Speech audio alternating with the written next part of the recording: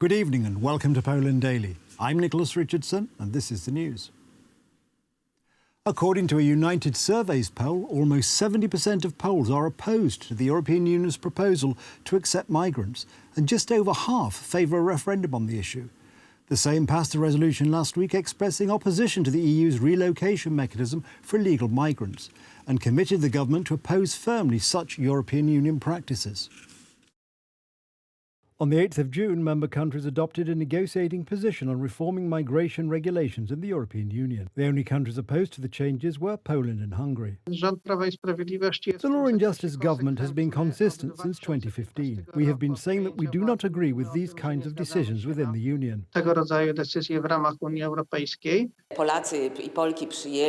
Poles and Polish women welcomed, opened their hearts and homes to refugees from Ukraine. We have strong cards to negotiate terms that take into account our national interest. On Thursday, the Parliament passed a resolution on a proposal to introduce an EU mechanism for relocating illegal migrants. Members of the United Right voted in favour of the resolution. The opposition, except for the Confederation, did not vote. This is an attempt to confuse voters. I know of no political party to accept illegal migrants without restrictions. The PSL political party does not say it. The Civic Platform does not say it. Not even the left says it. In the course of a parliamentary debate, the President of Law and Justice announced that he would organise a referendum in Poland specifically on the relocation of migrants.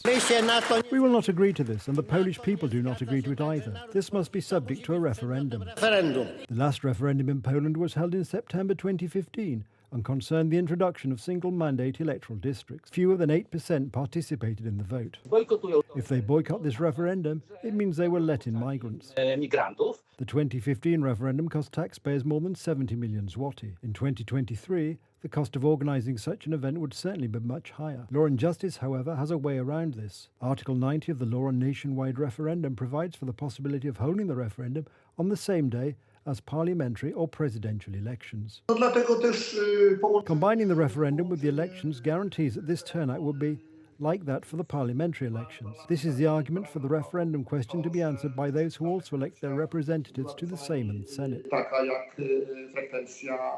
Experts agree that the topic of migration will be an important element of the election campaign. It has become a certain pre-election gift for the ruling formation, so it is trying to use it, especially knowing the opinion of the majority of Poles on the issue of immigrants. According to a poll commissioned by RMF-FM and Dziennik Gazeta Prawna, almost 70% of Poles do not support a forced relocation mechanism for migrants. Greek police have detained 2 suspects in the murder of a Polish woman on the island of Koss. They are a Pakistani man and a 32-year-old Bangladeshi man. Yesterday, the body of a 27-year-old Polish woman, who had gone missing a few days earlier, was found near the road connecting Tagaki and Marmari. I am shocked by the brutal murder of 27-year-old Anastasia. The perpetrator must face very harsh consequences. Therefore, we will ask Greece to surrender the suspect to face a Polish court and receive the highest possible punishment. In connection with the murder of a 27-year-old Polish woman in Greece, I have ordered the opening of an investigation. The case will be handled by the Regional Prosecutor's Office in Wrocław. Prosecutors will immediately apply to Greek investigators for the transfer of evidence.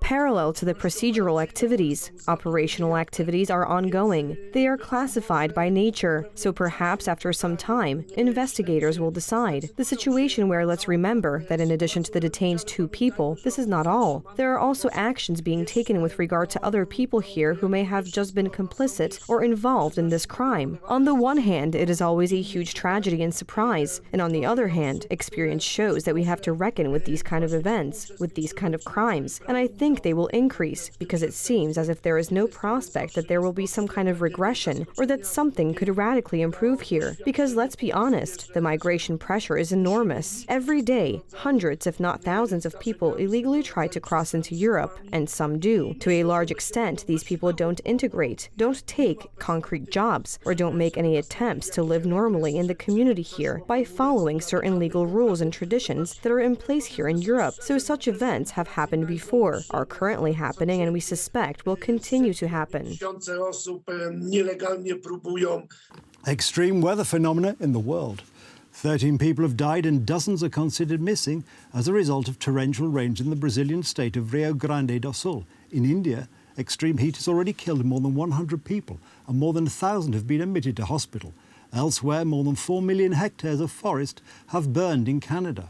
Dozens of towns and cities have been damaged, and thousands of people had to be evacuated due to the violent winds and torrential rains that have hit the southern and central parts of the country. The extreme weather conditions also caused road closures, flight cancellations, and school suspensions. Some 250,000 households or businesses were left without electricity. According to experts, in recent years, a set of atmospheric phenomena known as El Nino, caused by climate change, has had a negative impact on crop production and daily life in both urban and rural areas. In contrast, the death toll from the extreme heat in India, in the state of Uttar Pradesh and the neighboring state of Bihar, has exceeded 100 people, with more than 1,000 people admitted to hospitals. Most of the dead were over the age of 60. The maximum temperature in some parts of the country over the weekend was 42.2 degrees Celsius, nearly 5 degrees higher than the average level of recent years. Patients complained of fever, shortness of breath, and other health complications caused by heat stroke. According to meteorologists, the extreme heat in India will continue for several more days. Meanwhile, in Canada, thick smoke and flames from the Cameron Bluffs wildfires are hampering tourism and forestry in Port Alberni, a town just 20 kilometers from the fire. It does 2 to 3 million tourists a year,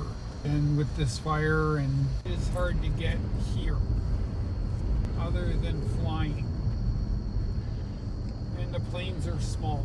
The blockade of the A4 highway east of Port Alberni has negatively affected the forestry and tourism industry. So far, at least 4.5 million hectares of forest have burned there, about 15 times the annual average for the past decade. Although the fires in some areas have been successfully contained or even extinguished, it will still take some time for normal production to resume. With 9% of the world's forests, Canada ranks third in terms of the amount of forest area in the world and is the second largest producer of softwood lumber, making the key supplier of building materials. Earlier today, during a rare visit to Beijing by United States Secretary of State Antony Blinken, China and the United States agreed to try to stabilize their intense rivalry to avoid veering into conflict, but did not announce any major breakthroughs. In every meeting, I stress that direct engagement and sustained communication at senior levels is the best way to responsibly manage our differences and ensure that competition does not veer into conflict. And I heard the same from my Chinese counterparts. We both agree on the need to stabilize our relationship. We are clear-eyed about the challenges posed by the PRC. The United States will advance a vision for the future that we share with so many others, a free, open, stable, and prosperous world, with countries upholding and updating the rules-based order that has, for years, safeguarded peace and security globally. Blinken, the first holder of his post to meet the Chinese leader since 2018, told reporters he had raised contentious issues such as Taiwan, the democratic island Beijing claims as its own. And while he said the two sides had not moved forward on establishing regular military-to-military communications, a major concern for the wider world, he expected more senior United States officials would visit China in coming weeks. Chinese President Xi Jinping met the United States Secretary of State at the Great Hall of the People in Beijing today. Noting that the world is developing and the times are changing, Xi said the world needs a generally stable China-US relationship, and whether the two countries can find the right way to get along bears on the future and destiny of humanity. Xi pointed out that the vast expanse of the Earth is big enough to accommodate the respective development and common prosperity of China and the United States. The Chinese, like the Americans, are dignified, confident and self-reliant people, Xi said, adding that they both have the right to pursue a better life. The common interests of the two countries should be valued, and their respective success is an opportunity instead of a threat to each other, he said. It had been hoped that their roughly 30-minute meeting could help facilitate a summit between Xi and US President Joe Biden later in the year. That's the news. Thank you for watching. Stay with us for the weather, Poland Daily Business and more programmes. But from me, it's have a good night and a better tomorrow.